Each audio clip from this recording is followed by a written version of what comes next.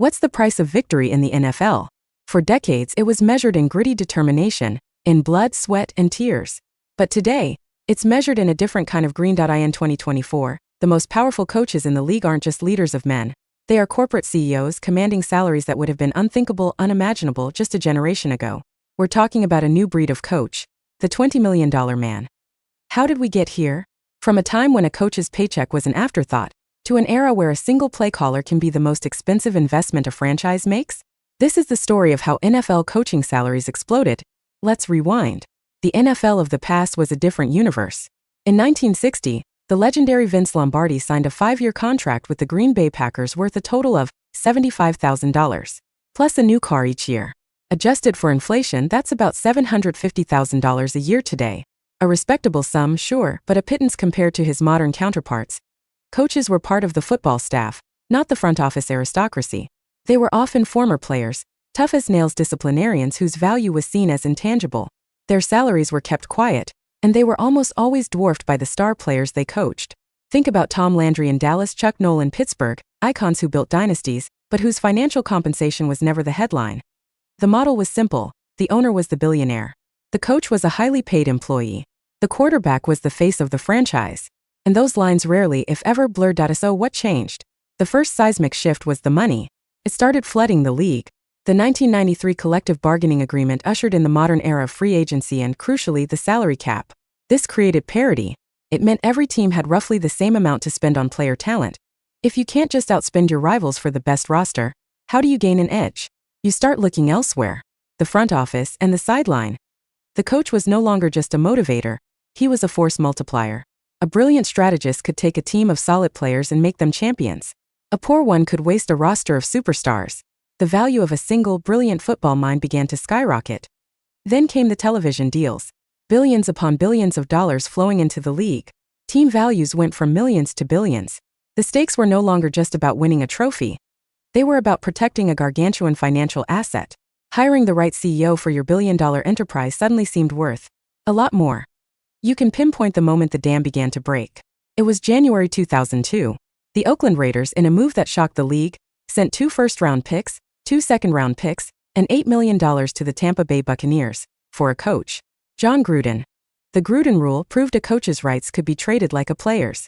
It cemented their status as premium assets. But the real explosion was still to come. Enter the quarterback. In the 2010s, the game evolved.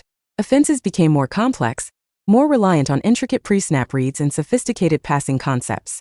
The coach-quarterback relationship became the single most important partnership in sports. A young, talented quarterback on a rookie contract was the ultimate cheat code, a window of opportunity to win a Super Bowl before you had to pay him $40 million a year. But to capitalize on that window, you needed the right coach. The offensive guru. This created the perfect storm. In 2017, the Los Angeles Rams, armed with a young Jared Goff on his rookie deal, made a bet. They hired 30-year-old Sean McVay, making him the youngest head coach in modern NFL history. And they paid him. Reports suggested his second contract in 2019 was around $12 to $15 million per year. The McVay effect was immediate. The Rams went to the Super Bowl and every owner in the league was watching. Suddenly there was a gold rush for the next young offensive mastermind. Kyle Shanahan in San Francisco, Matt LaFleur in Green Bay, Zach Taylor in Cincinnati. These weren't just coaches, they were quarterback whisperers, system installers, the key to unlocking that precious championship window. The market reset. And it reset hard. If a proven veteran coach like Pete Carroll or Bill Belichick was making $15 to $20 million, what was a hotshot offensive coordinator worth? The answer: a lot. The coordinator market exploded, with some assistants commanding $4 to $5 million a year, further inflating the entire coaching economy. And that brings us to today. The $20 million coach is no longer a myth. It's a reality. Jim Harbaugh's deal with the Los Angeles Chargers is reportedly in that stratosphere. Why? Because owners now see the math with brutal clarity. What's the cost of a $20 million coach? It's a massive number. But what's the cost of not having one? What's the cost of missed playoffs, of empty seats, of a stagnant franchise that can't capitalize on a cheap quarterback? What's the cost of irrelevance in a 365-day-year news cycle? It's far, far greater than $20 million. The modern NFL coach is now the central pillar of the entire organization. He's the lead strategist, the culture setter, the face of the franchise, and the manager of a massive multi-million-dollar coaching staff. He is, for all intents and purposes, the football equivalent of a Fortune 500 CEO. And he's paid like $1.so From Vince Lombardi's car and $75,000 to Jim Harbaugh's private jet and $20 million a year. The journey of the NFL coaching salary is more than just a story about money. It's the story of the league itself. It's the story of how a sport became a business, and how a motivator became a multiplier.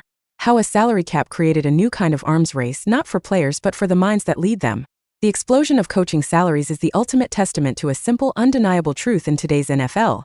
In the quest for the Lombardi Trophy, the most valuable player might not be a player at all. What do you think?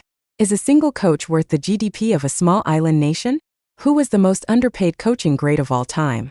Let me know your thoughts in the comments. If you enjoyed this deep dive into the business of football, make sure to like, subscribe, and hit that notification bell so you don't miss what's coming next. Thanks for watching.